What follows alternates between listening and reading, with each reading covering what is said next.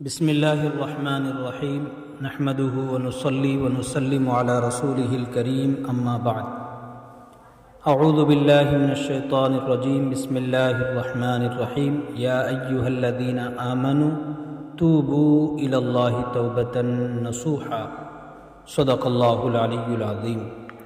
నా ప్రియమైన సోదర మహాశయులారా, ఈరోజు ఒక ముఖ్యమైన సందేశము మీకు ఇవ్వబోతున్నాను.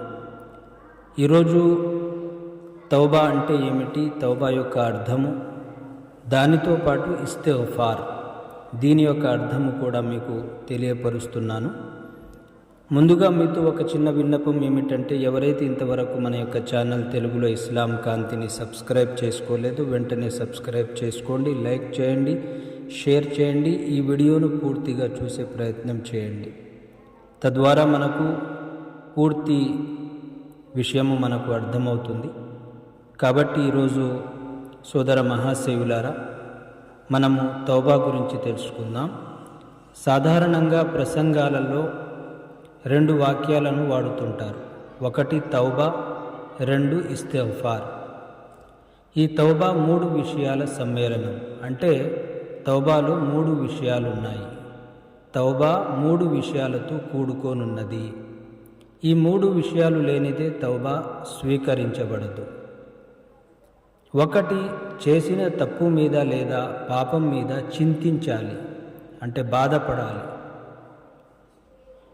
తాను తప్పు చేశాననే భావన ఉండాలి.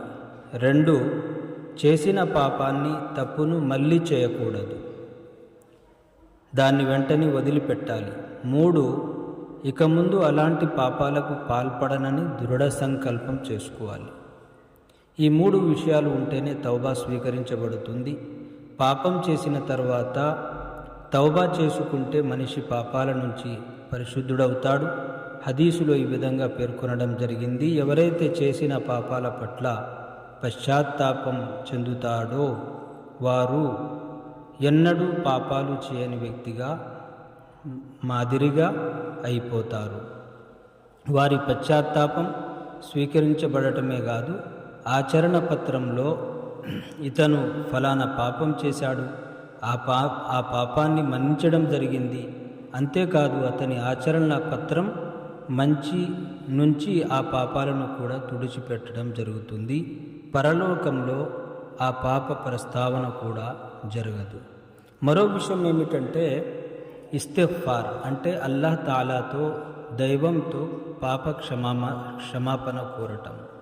దానికి మనము అస్తగ్ఫిరుల్లా అంటూ ఉంటాము. అల్లాహ్ తాలాతో పాప క్షమాపణ కోరటము అనే విషయాన్ని ఇస్తిగ్ఫార్ అంటారు. అల్లాహ్ తాలా మనందరికీ చెప్పే కంటే, వినే కంటే అమలు చేసే భాగ్యాన్ని కలిగించుగాక. ఆమీన్. వ ఆఖిరు దఅవానా అనిల్ హమ్దులిల్లాహి రబ్బిల్ ఆలమీన్.